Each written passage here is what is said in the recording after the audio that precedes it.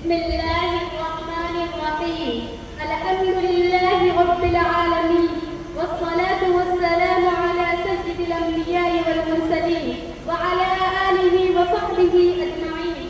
أما بعد، فإن أصدق الحديث كتاب الله، وأحسن الهدي هدي محمد صلى الله عليه وسلم، وخير الأمور عوازمها، وشر الأمور محدثاتها، وكل محدثة بدعة، وكل بدعة ضلالة، وكل ضلالة في النار. وبالسند المتصل منا إلى الشيخ الإمام الإمام الحافظ الحجة أمير المؤمنين في الحديث أبي عبد الله محمد بن إسماعيل بن إبراهيم بن المغيرة بن بردزبة الجعفي اليماني البخاري رحمه الله.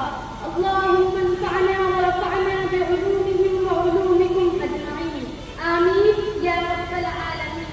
باب قول الله تعالى: ونضع الموازين القسط ليوم القيامة وأن أعمال بني آدم وقولهم يوزن. وقال مجاهد: القسطاس العدل بالرومية، ويقال القسط مصدر المقسط وهو العادل، وأما القاسط فهو الجائر. وبه قال حدثنا أحمد بن إشتاب قال حدثنا محمد بن فضيل عن عمارة بن القعقاع عن أبي جرعة عن أبي هريرة رضي الله عنه قال: قال النبي صلى الله عليه وسلم: كلمتان حبيبتان إلى الرحمن، خفيفتان على اللسان، ثقيلتان في الميزان، سبحان